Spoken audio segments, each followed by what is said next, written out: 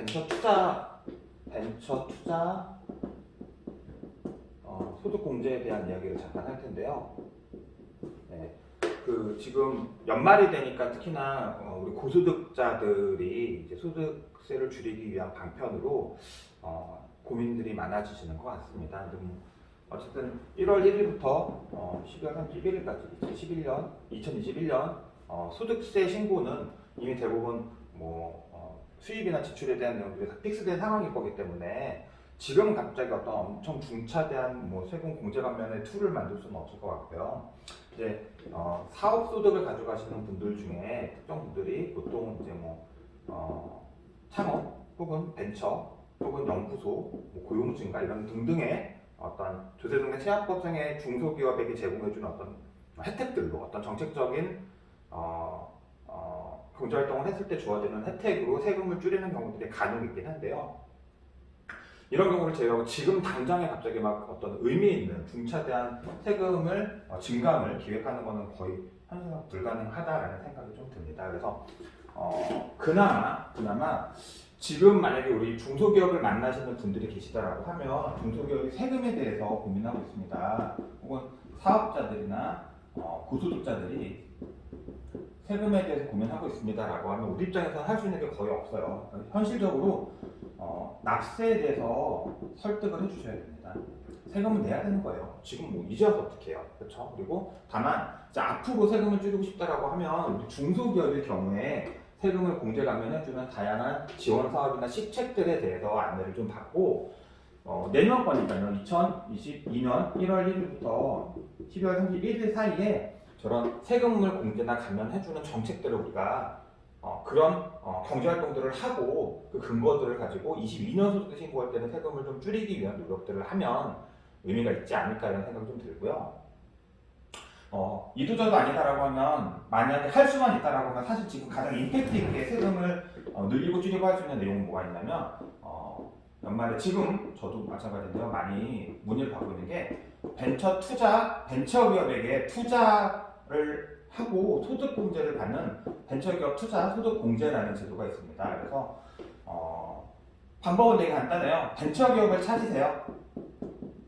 내가 운영하는 회사가 벤처기업이다 그럼 그 기업도 상관없습니다. 벤처기업의 주주, 대표, 임직원, 특수관계자 다 상관없고요. 벤처기업을 찾으셔서 이 벤처기업에게 신주발행, 여기서 신주발행이라고 하면 기존에 누군가가 이미 보유하고 있는 지분을 인수하는 방식은 아니다 이 말씀을 드리고요. 전환사채, 네. 다만 이제 무보증 전환사채, 담보 설정하지 않고 일려주는 전환사채의 경우도 투자 기간이 3년 이상이라고 하면 소득 공제를 받을 수 있습니다. 앞에 지금 우리 납세를 설득해라 달리 방법이 없다라고 했는데 이 벤처 투자는 그래도 조금 의미가 있을 수 있다라고 말씀드리는 이유가 뭐냐면 소득 공제가 생각보다 많이 되기는 하세요. 네, 생각보다 많이 되긴 하는데 어느 정도 되냐면 전체적으로 소득 공제 받을 수 있는 총 한도는 자기 과세 표준이 50%예요. 그러니까 과세 표준이라는 표현을 쓰면 안 되고 종합 소득 금액이 50%입니다. 그러니까 지금 21년이잖아요. 2020년이요. 그러니까 지금 올해 2021년을 기준으로 한다라고 하면 2020년 종합 소득 금액의 50%가 한도예요. 그 한도 내에서 투자금 3천만 원까지는 소득공제로 인정되는 게 100%. 3천에서 5천만 원 사이는 미만은 70%, 5천만 원 초과분에 대해서는 30% 소득공제가 적용이 됩니다. 그래서 감이 잘 안 올 수 있는데 내가 예를 들면 소득세율 최고 구간에 있는 분이다. 최고 구간 생각하기 어려우신 분들 예를 들면 35%만 계산하시더라도요. 내가 3천만 원을 투자하셨다 그러면 소득공제가 3천만 원 들어가는 거예요. 그러니까 예를 들면 내가 종합소득금액이 1억 5천이다. 라고 하면 3천만 원이 소득공제가 적용이 됩니다. 그러면 내 소득세율 계산해 보시면 그만큼 차감이 되는 거니까 꽤 크겠죠. 5천만 원 정도 투자하신다 그러면 3천만 원까지 100%니까 3천만 원이고 초과금액 2천에 대해서 70%니까 4,400만 원이 소득공제로 적용이 됩니다. 7천만 원 투자하면은 5천만 원, 1억을 투자하면 5,900만 원.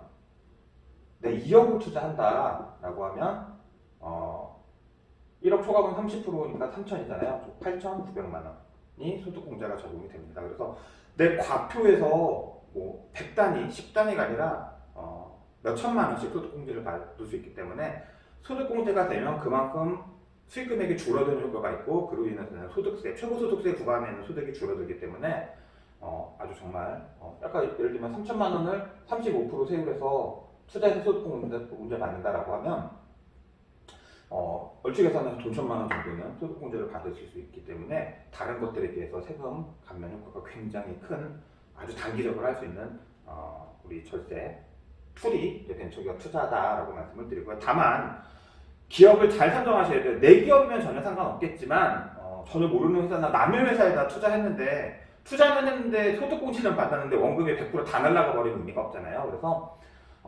정말 내가 신뢰할 수 있고 믿고 잘 이해할 수 있는 기업들이 그 중에 벤처기업이 있다라고 하면 한번 이런 전략적인 상생 협상을 한번 해보시면 좋을 것 같고요. 내가 만약에 벤처라는 기업 법인 형태의 벤처기업을 운영한다 하시는 분들은 사실은 내 소득세 줄이고 싶다 그러면 뭐 이상한 세법 상법 이런 거 고민하시기보다는 그냥 벤처 투자를 통해서 자기 세율을 낮추시는 방법, 소득공제를 통해서 최고소득세 구간에 있는 세금 부담이 많은 구간에 있는 소득분을 소득공제로 줄여나가는, 그래서 아주 효율적인 절세 장치를 벤처 투자를 통해서 마련하는 것들에 대해서 내가 벤처기업의 오너나 특수관계자라고 하면 그거에 대한 고민을 좀 해보시면 연말에 좀 좋은 절세 팁이 되지 않을까라고 생각이 듭니다. 오늘은 여기까지 하겠습니다. 시선 파트너즈 이세현이었습니다. 감사합니다.